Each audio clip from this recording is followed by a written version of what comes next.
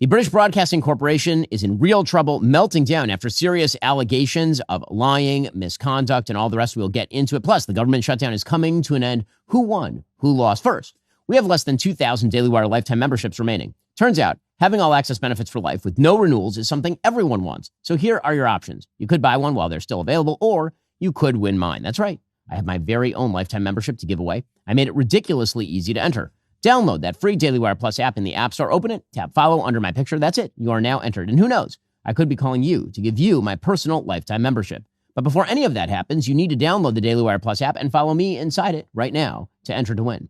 Well, folks, the British Broadcasting Corporation, the BBC, is in dire straits. This is a state-funded enterprise in much the same way that NPR is a state-funded enterprise. And the BBC has been the dominant broadcast platform in the United Kingdom for legitimately decades, going all the way back to World War II. And for the last several decades, they have just been a left-wing agitprop organization. Well, now they are absolutely falling apart. And they are falling apart thanks to their extraordinary, dishonest attacks on President Trump. According to the Wall Street Journal, President Trump has now threatened to file a $1 billion lawsuit against the BBC over the way the UK state broadcaster edited one of his speeches in a documentary last year. The BBC chairman, a person named Samir Shah, had to apologize on Monday for the controversy, which has plunged the broadcaster into crisis.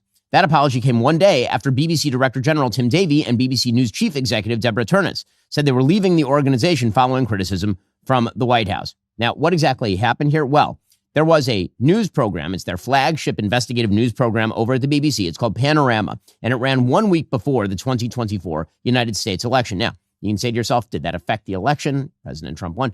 Doesn't matter. The job of the BBC is to actually cover the news, not make the news up.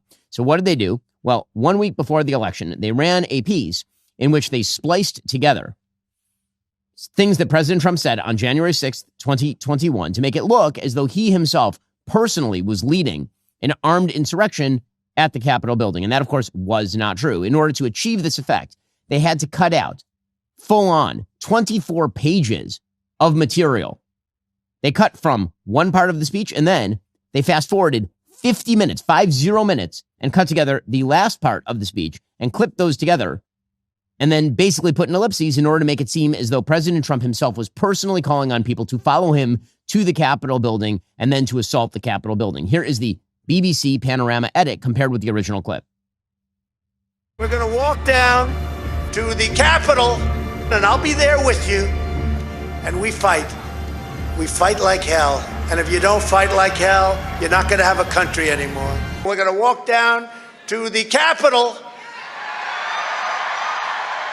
and we're going to cheer on our brave senators and congressmen and women. Fast forward for 50 minutes. We fight like hell. And if you don't fight like hell, you're not going to have a country anymore. Okay, well, again, that is insane. And if you watch that original clip, as you can see, they did it in edit. It looks as though Trump said those things directly one after another, and they had a music bed underneath which connects the first part of the statement to the last part of the statement. It is not as though they had some sort of interpolation from a narrator explaining that much later in the speech, President Trump said this. They didn't do any of that. Well, in a letter from Trump's lawyers, they are asking for $1 billion unless the documentary is retracted, an apology published, and compensation paid to the president. The broadcaster said in a statement it would respond in due course. This followed hard on a 19-page memo that was put out by a top staffer at the BBC. His name was Michael Prescott. He was an independent advisor to the BBC's Editorial Guidelines and Standards Board. And he wrote a 19-page memo pushing the idea that the BBC had become a biased and ridiculous organization. And here's what he wrote. Dear board members, you may know that I've been one of the two independent external advisors working alongside the EGSC. I held this role for 3 years and stood down in the summer. I departed with profound and unresolved concerns about the BBC since leaving. I thought long and hard about what, if anything, to do about this. My conclusion is that these concerns are serious enough for me to draw them to your attention in your oversight role of the BBC. What follows is a summary of what were, in my view, some of the most troubling matters to come before the EGSC during my term. My view is that the executive repeatedly failed to implement measures to resolve highlighted problems and in many cases simply refused to acknowledge there was an issue at all. So he points out that there has been tremendous bias with regard to the U.S. election. He specifically points out that edit in the Panorama program. He said, quote, "This was one of the most shocking sets of issues uncovered during my time with the EGSC. If BBC journalists are allowed to edit video in order to make people say things they never actually said, then what value are the corporation's guidelines? Why should the BBC be trusted? Where will all this end?" And yet, top members of the staff said, quote, "There was no attempt to mislead the audience about the content or nature of Mr. Trump's speech before the riot at the Capitol. It is a normal practice to edit speeches into short-form clips."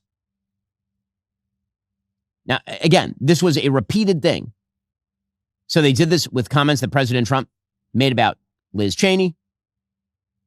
There are reports in which the BBC routinely ignored its own guidelines, giving excessive coverage, for example, to that rogue Iowa poll. You remember right before the election, Ann Seltzer suggested that Kamala Harris was going to win the state by 97 points. And of course, President Trump won the state pretty easily. The coverage was ridiculous. This whistleblower said, quote, "During my time as an advisor to the EGSC, it became clear the BBC fell too easily for putting out ill-researched material that suggested issues of racism when there were none." And then he just lists chapter and verse across the BBC in which they basically manufactured a bunch of racial issues where no racial issue existed.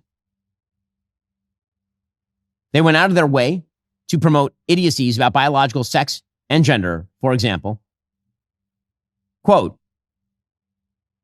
"The desk had been captured by a small group of people promoting the Stonewall view of the debate and keeping other perspectives off the air. Individual programs had come to lack their own reporters as a counterweight. There was a constant drip feed of one-sided stories, usually news features, celebrating the trans experience without adequate balance or objectivity." One example of this, by the way, might be a report that happened in 2024 from the BBC, in which the BBC reported that actually male breast milk was just as nutritious for babies as female breast milk. Now, you may be asking yourself, what is male breast milk? And the answer is that if you pump men full of estrogen, then you will get some secretions from the nipples. That is not actually like female breast milk. But the BBC had an interest in pretending that males can become females, and so they ran with this report. Now, transgender woman's milk is just as good for babies as breast milk. That's according to a letter from the medical director at University Hospital Sussex NHS Foundation Trust. The claim was made as part of a response against campaign groups. The trust referred to studies and the World Health Organization guidance, including one case which found what it called no observable effects in babies fed by induced lactation. Well, to discuss this in a bit more detail, I'm joined now by Kate Luxian, who is a research fellow in creative global health at the University College London and a lactation consultant trainee. I wanted to begin by getting your reaction to what we've heard from the hospital about this. Of course, and it's actually not very new in terms of a concept or an idea. It's something, as someone who works in LGBT pregnancy and reproduction, that we've known for quite a while. There's studies back in the 90s that talk about the sameness of milk from the birth mother and then the co-lactating mother in terms of 10 days after birth. There's no difference seen there. Now, again, this was then passed around all over the media. The Sunday Times, the Telegraph, the Daily Mail. Okay, the evidence, shall we say, that male quote-unquote milk, which are just secretions produced by pumping men filled with estrogen, that this is somehow comparable to female milk, is based on one study of one man who pumped himself full of hormones. And the BBC just ran with that. It's ridiculous. But this is what the BBC was, and that's what it is. And that's what so much of legacy media across the water and in the United States is. That's true on a wide variety of issues. It's particularly true about the Hamas-Israel war. Already coming up, more on the BBC, plus the government shutdown and all the rest. First, it's the one time of year Birch Gold Group gives away free gold with every qualifying purchase. That's correct.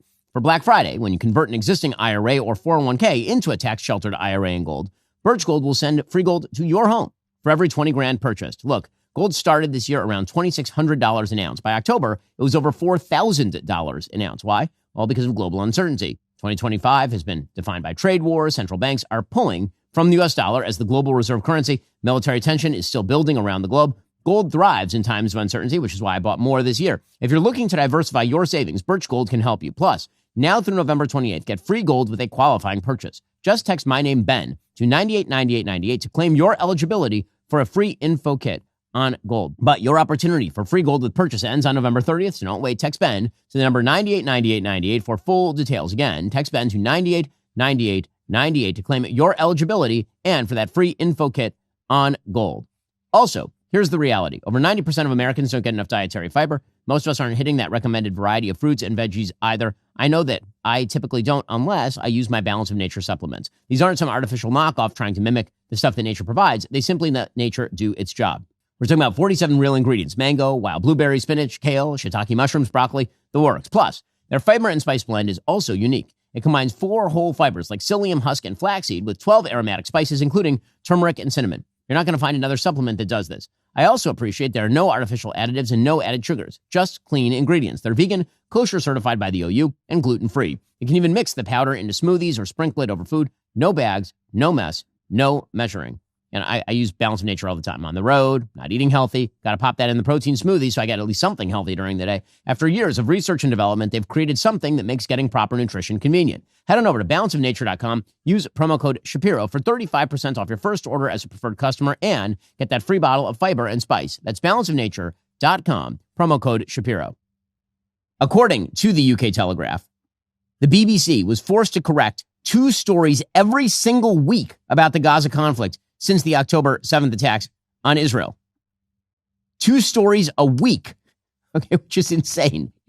It's like, how many stories can you retract before you finally lose all credibility? BBC Arabic had to make 215 corrections and clarifications over the past 2 years on stories that were found to be biased, inaccurate, or misleading. According to the UK Telegraph, the figures follow a week of revelations by the Telegraph of one-sided reporting at the BBC, disclosing in an 8,000-word dossier compiled by a whistleblower that BBC Arabic was choosing to minimize Israeli suffering in the war in Gaza to paint Israel as the aggressor. I mean, why did this happen? Well, the answer is because the BBC despises Israel. And they can't make this any clearer. It's not possible for them to make it any clearer. For example, here is the BBC editor, Jeremy Bowen. This is in November 2023. He falsely reported that Israel had blown up the Al-Ahli hospital in the Gaza Strip, and it was just not true. It was not true at all. He admits he got it wrong, but says he doesn't feel bad at all that he got it wrong. Like at all. He did a great job. Here we go.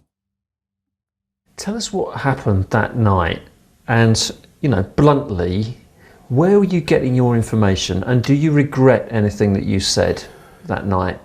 So it broke in, I suppose, mid-evening.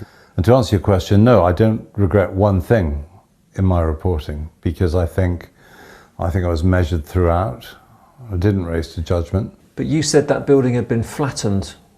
Oh yeah, well I got that wrong because I was looking at the pictures and what I could see was a square that appeared to be flaming on all sides. And there was a, sort of a void in the middle. And I think it was a picture taken from a drone. And so, we have to piece together what we see. And I thought, well, that looks like the whole building's gone. And that was my conclusion from looking at the pictures, and I was wrong on that. But I don't feel particularly bad about that. He doesn't feel bad. It doesn't feel bad at all, because this is the way the BBC operates. They start with the conclusion, and then they backfill the news in order to reach that particular conclusion. So is it any surprise that the BBC is a disaster area or that they're in serious trouble now? No, it is not.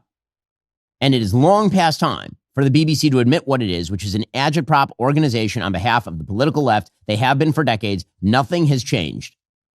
And this latest brouhaha is just more evidence that actually, the government should not be subsidizing media organizations like an NPR or like a PBS or in Britain, like the BBC. Because you just end up with left-wing media sponsored by taxpayers. Okay, meanwhile, closer to home, it appears that the shutdown is basically done. According to the Washington Post, the Senate passed a bill to reopen the federal government on Monday evening, taking the next step toward ending the longest shutdown in American history. The chamber had already agreed to speed up the process to pass a bipartisan agreement struck over the weekend. Senate Majority Leader Thune said I could spend an hour talking about all the problems we've seen, which have snowballed the longer the shutdown has gone on. But all of us, Democrat and Republican, who voted for last night's bill are well aware of the facts. I'm grateful that an end is in sight. The bill passed 60-40, with 7 Democrats plus Angus King, who's an independent who caucuses with the Democrats from Maine, joining Republicans to pass it. Senator Rand Paul, who votes no on literally everything, also voted no. President Trump is expected to sign the bill into law. It will not extend the ACA subsidies, the Obamacare subsidies that are set to expire at the end of the year. And let's be clear, the Obamacare subsidies are the only thing, basically, that keeps Obamacare solvent. Obamacare relies on these subsidies because Obamacare itself is kind of a bleep show. Very few people are ever going to reach their full deductible under Obamacare. They're just going to pay in tens of thousands of dollars to these Obamacare systems. Many doctors don't even take Obamacare, so you don't get the doctor that you want. You're paying too much money unless you have the federal government subsidizing you. It was always a backdoor nationalization of the healthcare system scheme, Obamacare. And when Republicans say no, Democrats complain. They created the system, but somehow it's Republicans who are to blame. Well, President Trump celebrated the end of the shutdown yesterday. Here he was approving of the deal. Do you personally approve of the deal that's happening right now on Capitol Hill to end the government? Well, it depends what deal we're talking about. But if it's a deal I heard about, that's certainly, they want to change the deal a little bit. But I would say so. I think based on everything I'm hearing, they haven't changed anything. And we have support from enough Democrats. And we're going to be opening up our country. It's too bad it was closed, but we'll be opening up our country very quickly. Yesterday, the president put out a statement about air traffic controllers who are not showing up to work because presumably they're not being paid. Maybe they're afraid they won't get paid. He said all air traffic controllers must get back to work now. Anyone who doesn't will be substantially docked. He said that he would recommend air traffic controllers who didn't take off time during the shutdown receive a $10,000 per person bonus, according to the Wall Street Journal. When he was asked where the money would come from by Fox News' Laura Ingraham, he said, I don't know, I'll get it someplace. Which, not my favorite answer when it comes to funding of government-based programs. By the way, just another case that we actually should privatize our airports. I see no reason why the taxpayer should be on the dime for airports, which are eminently privatizable. You could absolutely privatize the airports. You could have airlines chip in for their own security and work with a system together to ensure the planes don't hit each other in the sky. In any case, that's another issue. The bottom line is that the Democrats caved here pretty clearly, and President Trump wins. And you can see that President Trump wins because Democrats are really ticked at each other. Mike Johnson, the Speaker of the House, he applauded Democrats voting to end the shutdown yesterday. Here he was. This is genuine. I mean this sincerely. We applaud the 7 Senate Democrats and 1 independent senator who did the right thing. They decided to put principle over their personal politics. And my urgent plea of all my colleagues in the House, and that means every Democrat in the House, is to think carefully, pray, and finally do the right thing and help us to bring an end to the pain of the American people. So, yeah, again, he's right about all of that. Democrats are stuck between a rock and a hard place because basically the only concession they got from Republicans was a commitment to do a vote on Obamacare subsidies. They will lose that vote, by the way. And that was offered by John Thune very early on in the shutdown, actually. So now Dick Durbin, Senate Minority Leader's deputy, he's the number 2 in the Senate for the Democrats. He's out there saying the GOP must keep their word. Well, the GOP can keep their word and they can still win.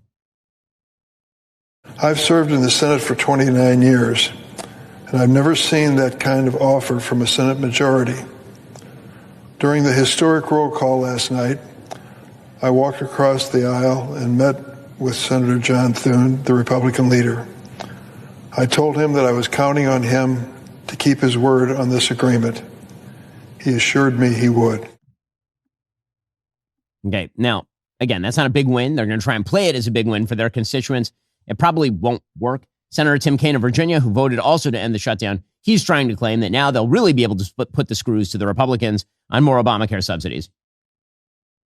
So now we're going to pay federal workers. We're going to untangle the chaos in air traffic. We're going to make sure SNAP beneficiaries get what they desperately need every day. And then we'll have a fight, Katie, about health care on the main stage, in the spotlight, without the background noise of all the shutdown effects and consequences drowning out the high stakes of the health care fight. I think it's a fight we could win. Now, again, Democrats don't even believe this, so they are ticked. They are really ticked, especially those who have 2028 aspirations. According to Axios, Many congressional Democrats are not on board with that Senate deal. Democrats are once again divided. The shutdown deal didn't extend healthcare subsidies, of course. The Senate ultimately settled for nothing more than a promise of a vote. They got an extension of government funding through January 30th, funding for food stamps through fiscal year 2026, and the reversal of those federal worker layoffs that President Trump had done during the shutdown. Democrats are ticked. House Minority Leader Hakeem Jeffries is against the deal.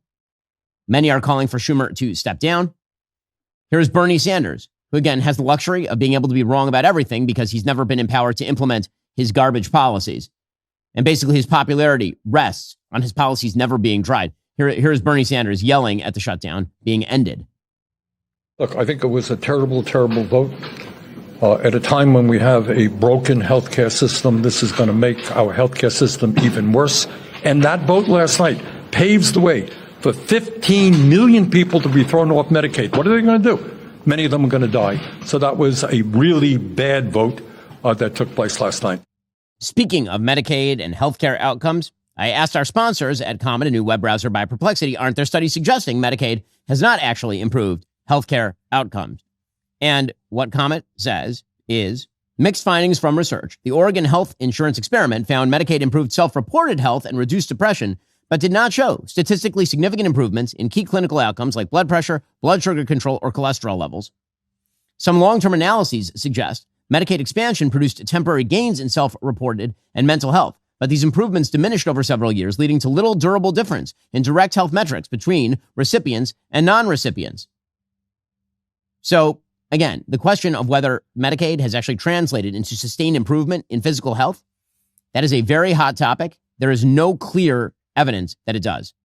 Yeah, this is not an argument Medicaid shouldn't exist, but the idea that Medicaid as a general proposition has been wildly beneficial to the health of Americans is unsubstantiated by the actual data. When Bernie Sanders keeps saying things like tens of thousands will die, that is precisely the sort of catastrophic language that leads to people, chanting Bernie Sanders slogan while they shoot up congressional baseball games in Virginia. That happened just a few years ago. Bernie hasn't stopped one moment to think about that. Meanwhile, Pete Buttigieg, who continues to try to make himself a thing, the failed Secretary of Transportation, who's mostly famous for, doing nothing about a train crash in East Palestine, Ohio, as well as, planes having their wings fall off and such. Well, now he's back because he wants to run for president. Quote, "It's a bad deal. Everyday life, making it better and more affordable must always be our bottom line. For months, I've been hearing from people bracing for their health insurance bills to skyrocket so much that some will lose coverage altogether. Some say they simply haven't even opened their letter yet, dreading the bad news. Any deal that fails to address this directly is a bad deal." Now, again, this was Democrats holding up the government, not running on this basis. By the way, this would be probably a solid political line for them to run on. But that's not what they did. They decided to hold up the government and make people suffer in order to achieve absolutely nothing to elevate a talking point. That's what actually just happened over the course of the last 6 weeks or so. Alrighty, coming up, Chuck Schumer under fire for caving to the Republicans. What does that mean for the future of the Democratic Party? Also, if you are ever worried about the safety of your home, you need to hear about Simply Safe and their early access Black Friday sale. Traditional security systems only respond after someone has already broken into your home, but Simply Safe works differently. With ActiveGuard outdoor protection, AI-powered cameras can detect threats while intruders are still outside and immediately alert real security agents who spring into action. Here's what makes this a true game changer. Those agents don't just watch. They actively confront the intruder in real time, speaking directly to them through the camera to let them know they're being watched, that police are on the way, and if necessary, triggering a loud siren and spotlight. While other systems have cameras that let you talk to intruders yourself, they depend on you seeing the alert in the first place. Simply Safe's monitoring agents have your back 24/7, confronting threats even when you're not available, which means they can actually stop crimes before they happen. We've got Simply Safe here at the studio, so we're not worried that our cameras are going to be someplace we didn't leave them when we come in the next morning. Plus, there are no long-term contracts or hidden fees. You can cancel anytime. It's no wonder they've been named Best Home Security Systems by U.S. News & World Report for 5 years running. Don't miss out on Simply Safe's biggest sale of the year, 60% off right now. Our listeners can save 60% off on a Simply Safe home security system at simplysafe.com/Shapiro. That's simplysafe.com/Shapiro. There's no safe like Simply Safe. Also, when we started Daily Wire, it felt like we had to figure everything out with minimal help. Editorial guidelines, studio setup, production schedule, branding. It was overwhelming. New decisions were needed every single day. Finding that one tool that simplifies everything when starting a business becomes a game changer and a lifesaver. For millions of businesses, that tool is Shopify. Shopify is the commerce platform behind millions of businesses around the world and 10% of all e-commerce in the U.S. We even use it for our own daily wear shop to make sure things are running smoothly and efficiently so you can get all the goods. Well, you might be asking, what if I can't design a website? Or I'm worried people haven't heard of my brand. Not a problem. That's why Shopify is there. They've got you covered from the start with beautiful, ready-to-go templates that match your brand style and help you find your customers through easy-to-run email and social media campaigns. And if you need a hand with everyday tasks, their AI tools created specifically for commerce can help enhance product images, write descriptions, and more. Plus, their award-winning customer support is available 24/7 to share advice if you ever get stuck. Turn those dreams into and give them the best shot at success with Shopify. Sign up for your $1 per month trial and start selling today at shopify.com/Shapiro. That's shopify.com/Shapiro. Shopify.com/Shapiro. Meanwhile, Chuck Schumer under serious fire. Senator Mark Kelly of Arizona was asked directly about Chuck Schumer's handling of all of this, and he bobbed and weaved like Ali in his prime. I wonder if, as a result, you believe Chuck Schumer's leadership is in jeopardy, and should it be? Well, as I've said, Chris, we are dealing with an irrational president. I know people are frustrated. You know, people could be frustrated with leadership in the Senate and the House. I'm frustrated with the White House. Okay, well, congrats, dude.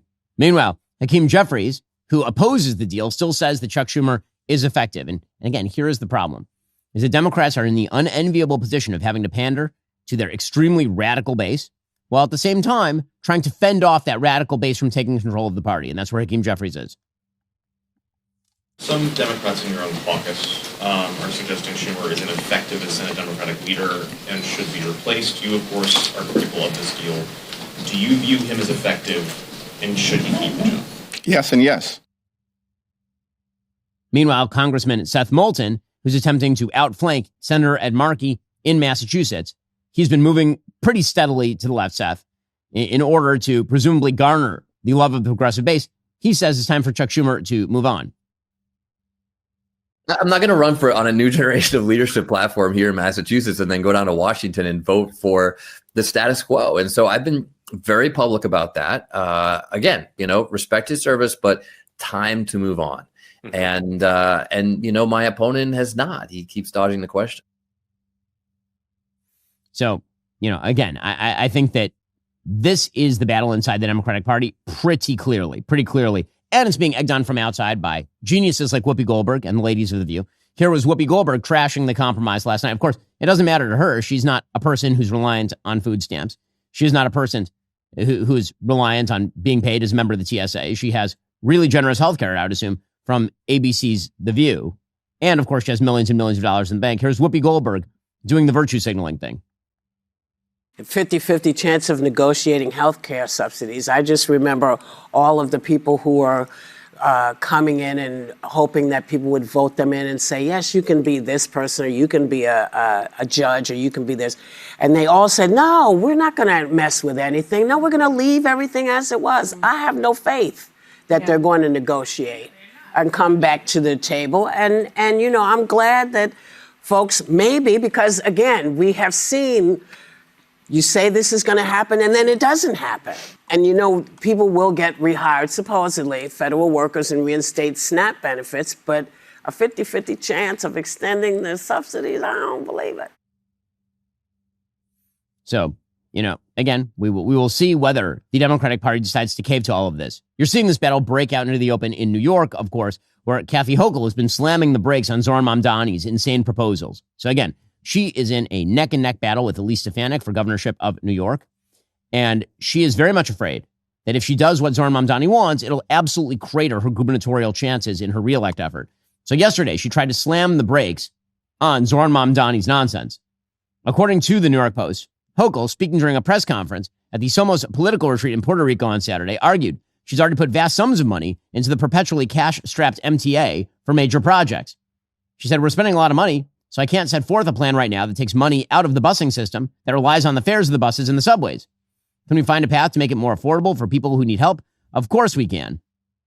Meanwhile, Zohran Mamdani tried to avoid direct conflict with Hochul because he's going to lose. He said, I continue to be excited at the work of making the slowest buses in America fast and free, and I appreciate the governor's continued partnership in delivering on that agenda of affordability. Again, one of my bugaboos here is that in our politics, if you just say the problem over and over and over, people then give you credibility, which is ridiculous. If you have bad solutions, you labeling the problem does not help in any way, shape, or form.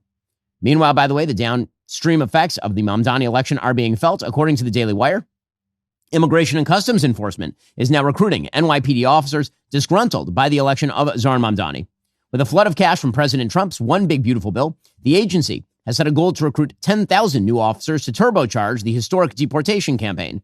New York City officers, already hamstrung by local sanctuary policies, are expected to face new hurdles with Mamdani in charge. So ICE put out a tweet yesterday, and it said, NYPD officers, defend your family, defend your city, defend the homeland, join ICE.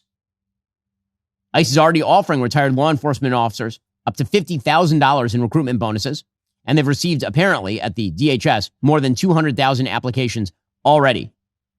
It'll be interesting to see what happens as the New York City Police Department empties out in favor of greener pastures. Meanwhile, the Democratic Party, again, there is no too radical for the Democratic Party. One of the hilarious internecine wars that is currently happening inside the Democratic Party is a war that happened in Minneapolis between Jacob Frey, who is the insanely left-wing mayor of Minneapolis. You remember him from kneeling in front of the George Floyd casket. You remember the masking and the riots and all that from 2020. And he was taking on Omar Fateh. Omar Fateh, of course, is Somali in origin and came very close to beating Jacob Frey. And apparently, one of the reasons that Jacob Frey won is that he actually identified inside the Somali community clans that didn't like other clans and then proceeded to target them for voting, which led Ilhan Omar, another person elected by the Somali community, to suggest that Somalis who didn't support her or Fateh should be expelled. I mean, you want to talk about tribal politics happening inside the Democratic Party? Here we go. She says when a Somalian person becomes an enemy, they become a serious one. There are people like that living right here in our city.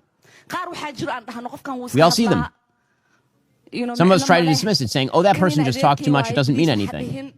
Or leave them alone. That's my relative. You've probably met them in coffee shops. You know exactly the kind of people I'm talking about. You've sat with them at Starbucks. Maybe you've seen them once in a while at the mosque. Maybe you've gone to parties together. You know who I mean. You've seen them. We need to get rid of these people. Man, politics here in the United States is going so well. I'm glad that we imported vast populations of people who are, so tribal that Ilhan Omar is able, on the basis of tribal identity alone, not even some sort of broader religious or ideological rubric, to sort of separate them out. Pretty impressive stuff right there happening in Minnesota. Meanwhile, it's not as though the infighting is not happening on the right as well. Marjorie Taylor Greene is attempting to lead an insurgency to take away control of MAGA from President Trump. Good luck with that to the congresswoman from Georgia, who would be a complete unknown were it not for President Trump, and some media figures who have touted her beyond all intellectual capacity. President Trump yesterday went after MTG, who has spent the last several weeks on a slam Trump tour with mainstream media voices. So when somebody like Marjorie Taylor Greene, who's now catering to the other side, I don't know what, I guess she's, got some kind of vernacular, but I'm surprised at her. But when somebody like Marjorie goes over and starts making statements like that, it shows she doesn't know. I don't devote a lot of my time. Okay, so, again, the president is right about this. The only thing the president is missing is that it is obviously planned and it is also malign. The reason that Marjorie Taylor Greene is doing this is not because she has lost her way. It's because she has found her way, and her way is to undermine President Trump's coalition on behalf of her own parochial interests. That is what she is doing. She's been doing it for literally months. There's already a game that is being played by people like Marjorie Taylor Greene to try and seize control of the MAGA movement away from President Trump and redefine it in a direction that she chooses. It is a thing that is clearly going on. And the president should know that, because that is what is happening here. Now, Marjorie Taylor Greene then responded by telling Caitlin Collins of CNN, I haven't lost my way. I'm 100% America first and only. Again, there are rumors that she wants to run for president, to which I say absolutely she should. And we will find out how popular her program is. I would suggest not all that popular. Okay, meanwhile, the president continues to be battered around on issues of affordability, because affordability, of course, is the word of the day. And yes, Americans are deeply concerned about affordability. As the New York Times points out, President Trump has mentioned the word affordability as much in the last week as he has in the past 9 months. His renewed attention to the issue comes after weeks in which he faced mounting criticism for appearing out of touch with everyday Americans. So Democrats have been trying to make the case that President Trump is not paying attention to affordability. President Trump has fought back by claiming that inflation is way down under his presidency, which of course is true, is way up under Joe Biden. It is reduced, but it is not ended by any stretch of the imagination. A Washington Post ABC News Ipsos poll recently found that a majority of Americans say they are currently spending more on groceries and utilities than they were a year ago. Only 30% of voters believe President Trump has lived up to their expectations for tackling inflation and the cost of living. And of course, it is Marjorie Taylor Greene who's leading the charge, not because she cares about affordability, but because she wishes, again, to attack the president. She said, I go to the grocery store myself. Groceries prices remain high. Energy prices are high. My electricity bills are higher here at Washington, D.C., at my apartment. They're also higher at my house in Rome, Georgia, higher than they were a year ago. Now, again, the ways that you actually bring affordability into view: freer trade, less regulation, lower taxes. That makes things more affordable. But the president, again, seems very wedded to his tariff regimen. And the tariffs are not particularly hitting tech. Okay, tech, because tech is transnational and it is less wedded to location than many other businesses in the United States, the tariffs just don't hit NVIDIA in the same way. They don't hit Tesla in the same way because Tesla's valuation is not as much predicated on the number of cars that it sells as it is on the expectation that Elon Musk is using all of the data that he's gathering to build new types of robotics and new types of AI. So what does that mean? It means all the gains are going to the tech companies at the top of the market and all the sort of mainstream American companies that actually rely on inputs and then being able to export. Those are the ones that are being hurt. Nonetheless, President Trump is out there warning of a national security disaster if the Supreme Court shoots down the tariffs. Here he was yesterday. We have AI factories. We're leading China by a lot. We have cars and, car plants coming in by more than we've ever had built before. All of that would go away if we lose the tariff case. So all of it would go away. So they're not giving the right numbers. It would be an economic disaster. It would be a national security disaster if we lost the case in the Supreme Court. Okay, now I think the markets would react a very different way than President Trump suggests. If the Supreme Court were to strike down the tariffs, yeah, there would be another round of uncertainty, but at least the president wouldn't be able to sort of just blanket tariff the entire world. So my guess is the economy would actually rebound in the face of such a decision by the Supreme Court. Alrighty, time for some fast facts.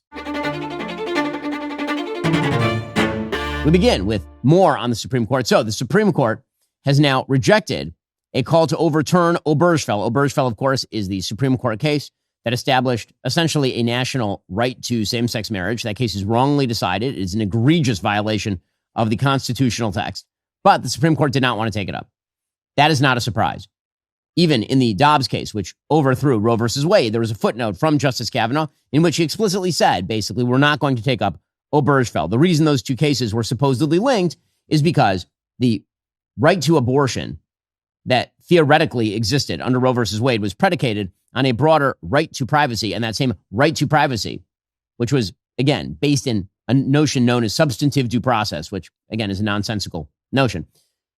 That entire concept is also the basis for the idea that there is a right to same-sex marriage implicit in the Constitution of the United States, which is totally insane. There is no such right implicit in the Constitution of the United States. Now, that does not mean that on a public policy level, that there should be laws against gay people living together or people doing what they want in the privacy of their own homes. That is a pragmatic and moral consideration that each state should go through at its own behest. But the idea that there's a federal right for a man to marry a man is, of course, ridiculous and violates the Constitution. The Supreme Court, however, does not want to touch it. That is not a particular shock since same-sex marriage has been embedded into the fabric of the society for 10 years and probably 20 if you go back to Massachusetts starting to perform these sorts of marriages. Her lawyers, the lawyers for Kim Davis, are the ones who sued. She, of course, was the former Kentucky court clerk who refused to issue marriage licenses to same-sex couples after that 2015 ruling in Obergefell. She'd been trying to get the court to overturn a lower court order for her to pay $360,000 in damages and attorney's fees to a couple denied a marriage license. Her lawyers repeatedly invoked the words of Justice Clarence Thomas, who has called for erasing the same-sex marriage ruling on the basis of, the thing called the Constitution. So, again, there's probably some support on the court for overthrowing Obergefell, but certainly not enough. For example, Justice Amy Coney Barrett has said that same-sex marriage might not be in the same sort of category with regard to right to privacy as abortion because people have relied on the decision when they married and then had kids. And the bottom line here is that, again, the chances the Supreme Court was going to touch this were always extremely, extremely low. Meanwhile, the Supreme Court is poised to hear a major challenge to mail-in ballot laws, according to the New York Times. They will hear a challenge to Mississippi's counting of mail-in ballots received after Election Day.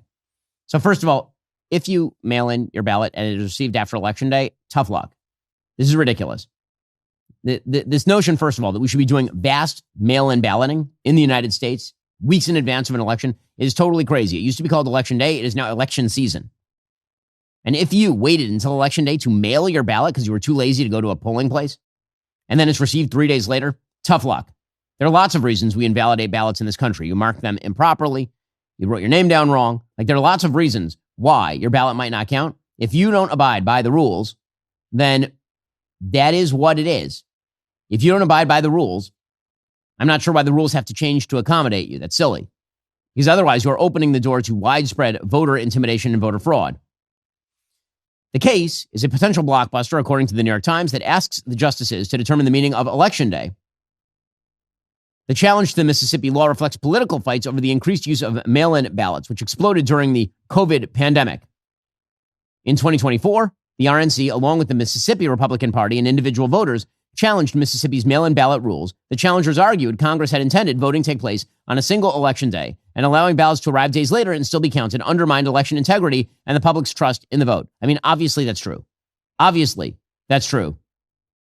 Now, again, they're claiming that as long as the ballot was postmarked by Election Day, you should be okay. That is the counterclaim. The problem is, do you want your elections to carry on for days on end?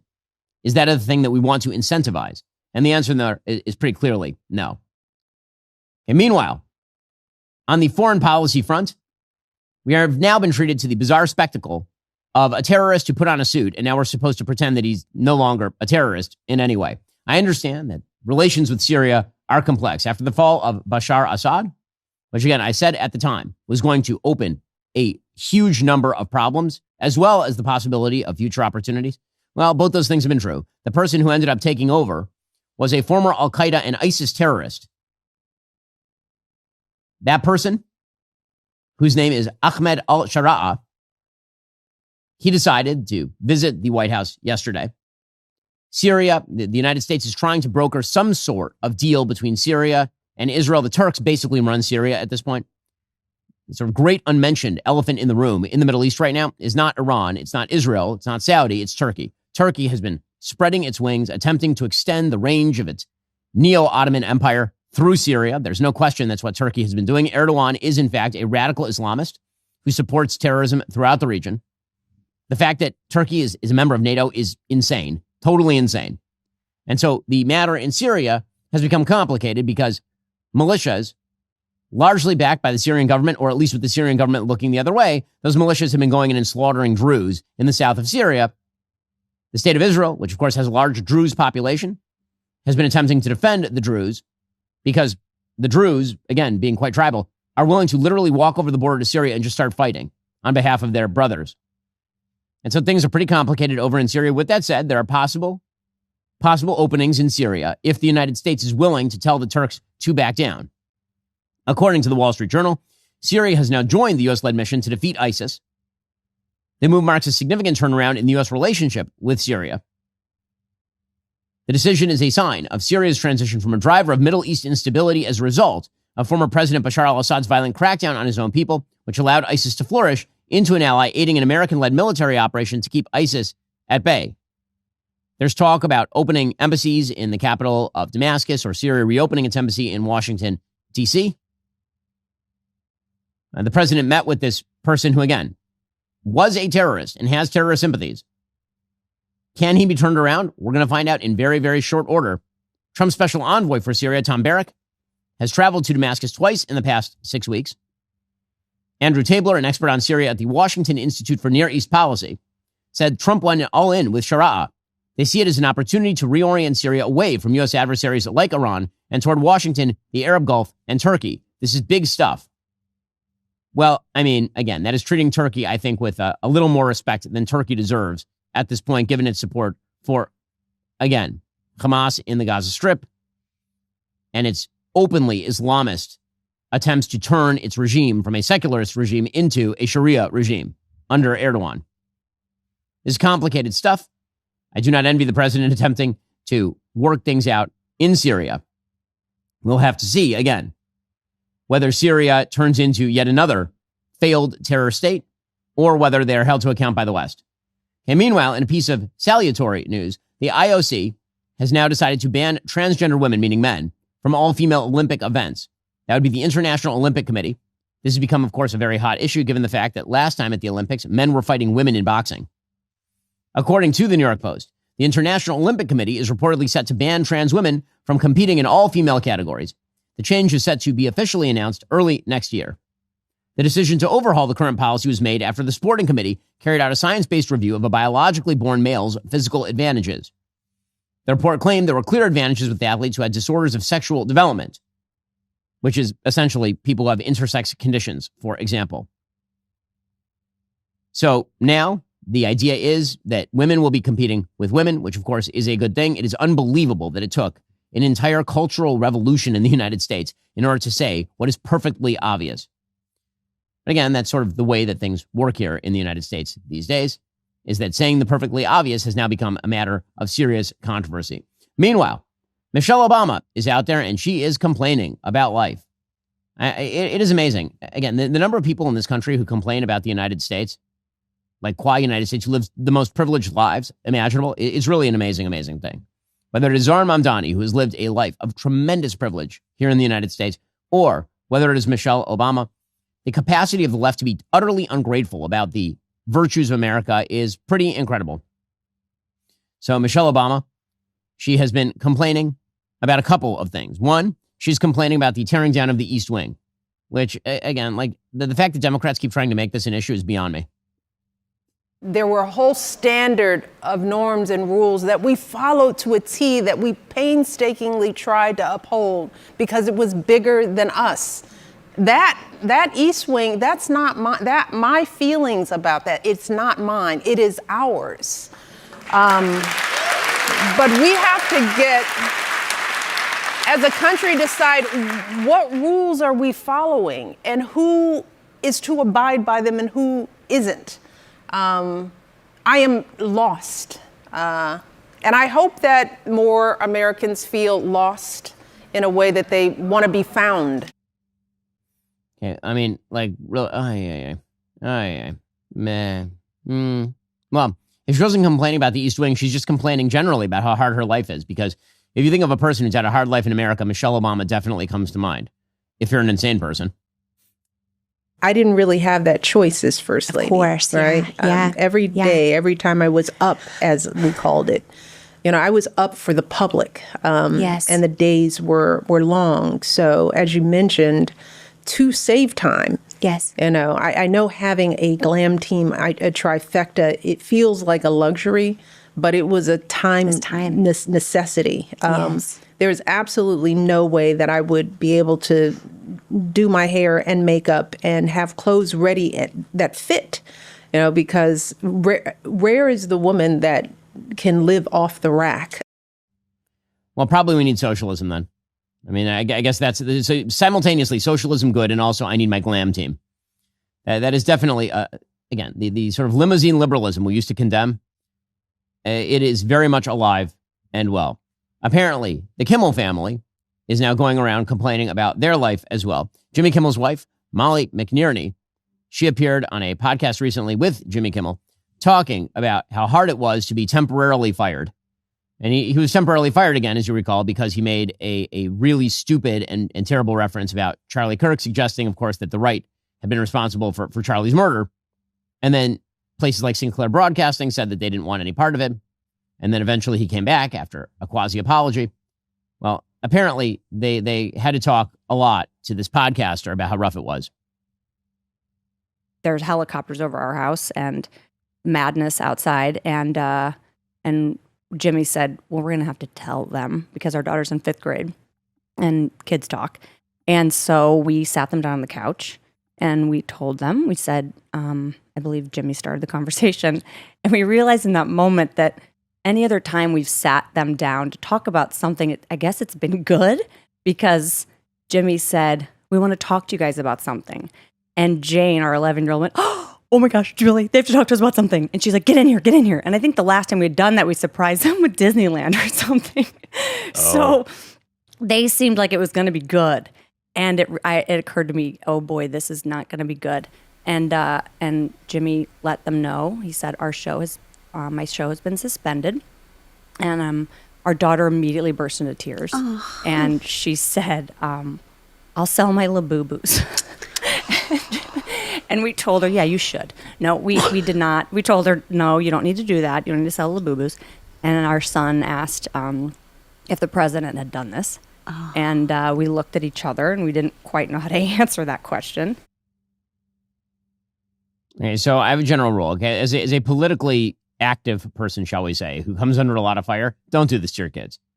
Like, really don't do this to your kids. Like, it sounds like their kids, if your kid is young enough to ask whether the Labubus should be sold, you should not be having these conversations with your kids. It's just a piece of parental advice. As someone with 24/7 security all the time, with an enormous amount of this kind of stuff going on in my life, just don't, your kids don't need to know this is for you and your spouse.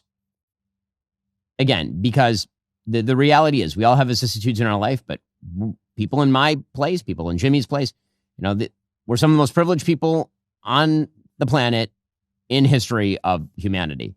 And so trying to, create angst with your kids is a mistake, shall we say, or giving the ability for your kid, creating angst in your kids this way.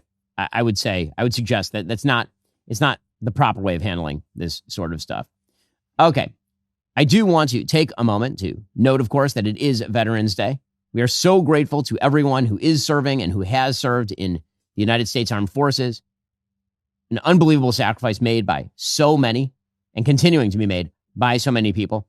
And in honor of Veterans Day, I want to make a cultural recommendation. It is my favorite series of all time, probably the best thing that has ever aired on television or on movie screen for that matter. Go watch Band of Brothers. If you've never seen Band of Brothers, which is the story of the 101st Airborne, it's available on HBO, starring Damian Lewis and a bunch of other character actors who you will recognize when you see their faces. It is the best thing that's ever been on TV. It follows the 101st Airborne all the way from training through the liberation of Germany. It is a fabulous piece of work. It is absolutely spectacular. It is worth every moment. Your kids probably need to be about 14 to watch it. It's got the same level of carnage, maybe a little bit less than Saving Private Ryan. But it is beautifully shot. It is beautifully written. It is beautifully acted. And it is an amazing window into what it was like to serve in World War II. Again, probably the best thing in the history of television. And a good way to remember our veterans on Veterans Day. And speaking of Veterans Day, one of our sponsors here at the Ben Shapiro Show, of course, you've heard us talk about them before, is Legacy Box. And they are doing something amazing. They have been giving out for free their resources to veterans so that veterans can actually preserve their legacies, preserve their memories. We had the opportunity to sit down with a few veterans yesterday and talk about it. Joining me on the line is Tina Kyprios. She served in the Army for 10 years. Tina, thanks so much for taking the time. Really appreciate it.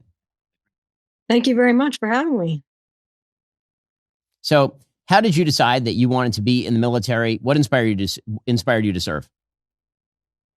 My dad had served in the Army, and I always thought that was very cool. He was in right after the Korean War, so he missed combat there. And then when I was getting to college, and I learned that ROTC would cover my college, that was a pretty big inspiration. And it was, the idea of following in my dad's footsteps and having my education covered definitely sealed the deal for me. So what about serving in the military really changed you, changed your life? My family wasn't typically very disciplined growing up at all. And so certainly that was a first wake up call for me, is actually being required to follow orders and meeting a particular standard, and that's not the house that I grew up in. So it was a pretty big transformation in terms of not only the necessity, but the value of meeting higher standards at the get-go. Were there any specific experiences that stick out to you from your time serving? There's certainly plenty, and I think probably one that sticks is really very early. When I right after my officer basic course, I was assigned to a unit in Germany, and it's a U.S. Army Customs unit, and they're the folks that pack people out when they're going, and when they're going anywhere, whether they're going back to stateside or through combat missions or whatever. And when it's one of the things that made this unit unique, this company unique, a company of about 200 soldiers, was there were actually only 2 officers. And when I arrived in country at my unit, it turned out that my company commander, the other officer, was actually on emergency leave because his dad had just passed away. So as a brand new second lieutenant, literally right off the bus, I was made a company commander. So in this unit, the company commander was an 04 position, an officer of the 4th. It was a captain major position. I was a brand new second lieutenant. And so what it taught me pretty quickly is you don't know what you're going to be asked or expected to do. And so in this case, I was in charge, and my company commander was gone for just over a week. But in that week, I was responsible for everything in that unit. So when you look back now, when you look forward to the future, what does your legacy mean to you? What's the legacy you hope to leave? But first is love of this country. I think one of the things that I learned, in Germany, and I got to go to England and Spain in my service as well, plus throughout the U.S., it's a special country. And, we operate differently, I think, than every other country throughout history. And we take great care of not only taking care of our soldiers, but of fighting and winning wars in a way that we can be proud of ourselves for. And so on the global level, that's probably the first thing. And then, just on an individual level, the idea of discipline. I think my girls, would definitely affirm that I ran a much more disciplined house than I grew up in. And I think that learning to work together, learning to be an individual as well as working together as a team. I think those are probably the 3 top things for me that I take away. Well, thank you so much for stopping by and sharing your story. Thank you so much for your service as well. Thank you for the privilege. Have a great day. Happy to welcome to the program Jake Huff, Sergeant Major. Thanks so much for taking the time, Sergeant. Oh, thank you for having me. This is great. Appreciate it. Let's talk about your background. Where are you from? How did you come to join the military? So I was, my dad was in the military, so I was born in Germany, lived there for about 8 years. And then my dad was stationed in Wyoming, F.E. Warren Air Force Base, and we stayed there for the rest of growing up. I joined the military when I was 17 in the junior in high school. I knew I needed a way to get to college, and the National Guard was a way to do it. So I went to basic training between my junior and senior year of high school, and the night I graduated high school, I left and went to Fort Rucker, Alabama to learn, what my job was going to be. I did 6 years in the National Guard to include a deployment to Operation Desert Shield and Desert Storm. And then I was a local sheriff's deputy, still hadn't finished all the education I wanted to get, so I came to the active Army just to finish my degree off, and I enjoyed it and stayed for the next 28 years, and I retired in 2025. Can you describe what you think of as maybe some of your defining moments while you were in uniform that really changed your life, changed you? Yeah, so I think the biggest thing that changed me and had an effect not just only on me but on our family was assignment into Special Operations. I was assigned to 160th Special Operations Aviation Regiment at Fort Campbell, Kentucky, assessed and was selected for that unit. And that was an organization that just holistically took care of not only the soldier but the family. And it truly every day demonstrated what servant leadership is, which is what I thought I'd seen, through my dad's career. But this was the first time I'd seen it embraced wholly as a unit.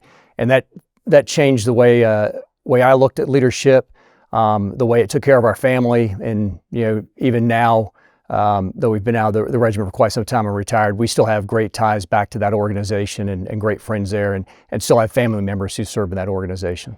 So, when you tell your story to your kids, your family, what do you hope your legacy is? How do you want to be remembered? What do you want your legacy to be? I think when a lot of people look at legacy, they look at kind of tangibles, what you leave behind, businesses and money and things like that. When I think of legacy, I think of how we impacted others. Particularly in my military career, how did we help those around us? The organization do its mission, but those around us, lift them up so that they could reach their goals. It's not something that's tangible. I can look at a picture and see soldiers I served with, and then the opportunities we got them, the help that we did with them, and where they're at in their careers today, and seeing that type of servitude leadership continue. And so for me, that's my legacy, and that's what I hope my family sees and my family does, is helping their community, helping those around. Well, I really want to thank you for sharing your story, and of course for your service, and thanks to Legacy Box for helping us preserve those memories for you and your family as well. Really appreciate it. Oh, thank you, and thank you for doing this. Greatly appreciated. Joining us online is Robert Hickish. He served in the Navy for 20 years. Robert, thanks so much for the time. Really appreciate it. Awesome. Thank you so much for having us. So, Robert, why don't you start by explaining what got you into the Navy in the first place?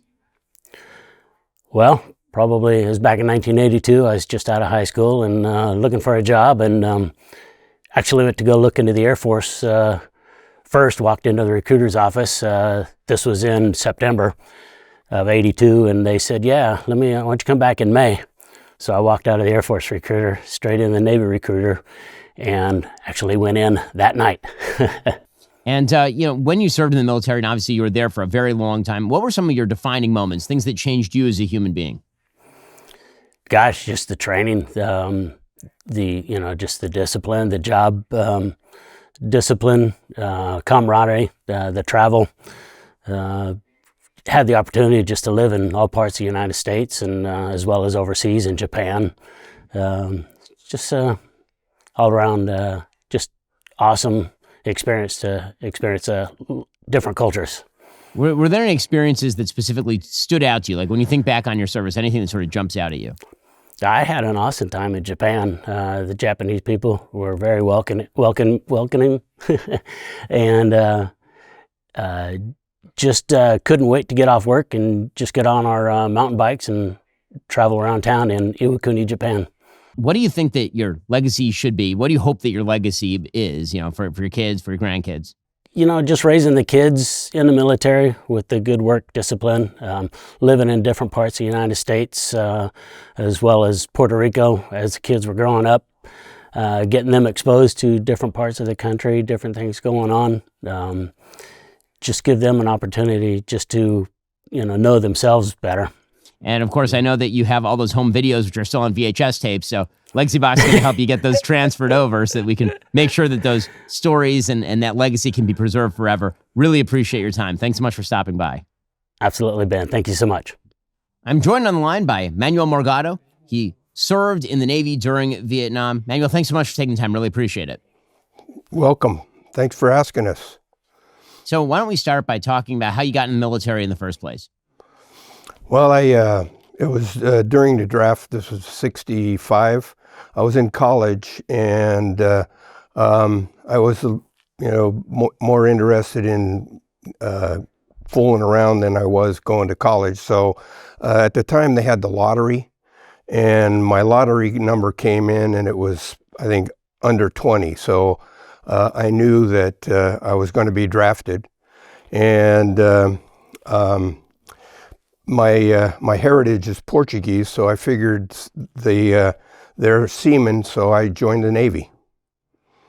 And what were some of the experiences, sort of the formative experiences that you think really changed your life and who you were?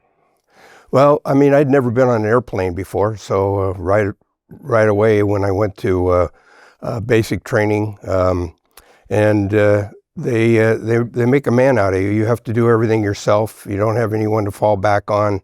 And the experience, I think, changed my life. I grew up on a farm and became, I got to be a little more social because I got to meet a lot of people that were different than me. And it was a great experience. I think that was probably the biggest thing. Well, when you look back now and you look at where your life has gone, what do you hope your legacy is moving forward? Well, first of all, I would like to make sure that everybody knows that war is terrible. And the thing is that the thing I'm most proud about is that, my country asked me to go to war, and I responded. I didn't back out, and I'm a better person for it. Well, obviously, we are so grateful for your service. Thank you so much for your time. Thanks for stopping by. Thank you. Joining me on the line is Andrew Balafas. He's a West Point graduate. Andrew, thanks so much for taking the time. Really appreciate it. This is a great thing you're doing here. Thank you very much for having me. So let's talk about your military service and what you've been doing. How did you get involved in this in the first place? In the military? Well, I had an opportunity presented. I was 17 years old when I entered West Point. Initially didn't want to go, but my mom kind of said, hey, this is an opportunity, and what you should really consider it. And I did. I went for it. And again, initially I went in as the opportunity for laying out the rest of my life, which it did. But, after a year at West Point, you're not in it for the opportunity. You're in it for the service. And since then, you've joined the hospice industry. You work especially with families that have unique needs because veterans often have unique needs at the end of their lives. Well, talk a little bit about that. Yeah, veterans always have unique needs at end of life. I don't think that the public knows the kinds of things that the VA offers to veterans that Medicare does not, even veterans who are not Medicare age. So my last 14 years was primarily spent helping facilitate benefits for veterans and their families, but also I listen to a lot of veterans who have a lot of stories at end of life. Andrew, you've done an amazing amount for veterans. What do you think makes this country so special? Well, the Constitution, and we have to treat the Constitution as something sacred. The last 10 years, I was very active in the veteran community in the Chicago area. In my little town of St. Charles, where I was a member of 3 posts, we initiated Constitution Day. And it happened right at the time when a lot of the riots were going on, the Summer of Love, and we said we needed something else. So I was a big part of facilitating that, and it's been something that they've done every year since. And I think that Constitution Day should be just as significant as Independence Day. Well, Andrew, what would you want your legacy to be, with your family, with your grandkids? Well, legacy means leaving something for the future, sort of like planting a fruit tree and the people that come after you get to bear the fruit. And you see that in industry. I was in food manufacturing for almost 20 years. You want to put processes in place that live beyond you. And so in the Army, it'd be like mentoring somebody and them being a good leader forever. Me personally, I hope I'm remembered as a good father, a good husband. I'm a Catholic. I'd like to achieve salvation, and I would like to be known as someone who set the example for that. Well, thank you so much for everything that you've done, and really thanks for taking the time. Thank you, Ben. It's a pleasure talking with you and meeting you. Joining us on the line is George Aspel. He's a U.S. Navy Vietnam veteran. George, thanks so much for taking the time. Really appreciate it. Thank you, Ben. So how did you end up in the military in the first place? What drew you to it? I had a fight with my girlfriend, who's currently my wife, and had a few extra drinks that night, and the next morning jumped up and went and joined the Navy. And what were your experiences in the military? How did that shape you as a human being? It took me a long time to realize that the Navy did for me something that I never thought about. It taught me how to be a leader. It taught me how to treat people properly. and to apply myself in a way that allowed me to end up with a good career. Are there any experiences that you specifically recall that really kind of stick out in your memory? You know, I've thought I don't have a lot of just single experiences. What the Navy did for me was to tell me or show me that if I wanted to do anything with my life, I was going to have to get an education. So after my 4 years in the Navy, I got out in July and went back to school starting in September and graduated 3 years later and went on to have a reasonably good career. So when you look back and you figure you define your legacy as a human being, well, what does your legacy mean to you? A couple of things. One, that I served my country well. Number two, I think the best legacy I could ever have is that my grandchildren would say he was a good granddaddy. Well, I really want to thank you so much for your service, and thank you so much for taking the time. Thanks, Ben. Appreciate it. Have a great day. We want to thank all of our veterans, and whether it's a loved one in uniform or your family's holiday mornings, preserve the stories that shaped you. Head over to legacybox.com/Shapiro today to preserve your family's history. That's legacybox.com/Shapiro. Alrighty, folks, coming up, we'll jump into that vaunted Ben Shapiro Show mailbag. Remember, in order to watch, you have to be a member. If you're not a member, become a member. Use code Shapiro at checkout for 2 months free on all annual plans. Click that link in the description and join us.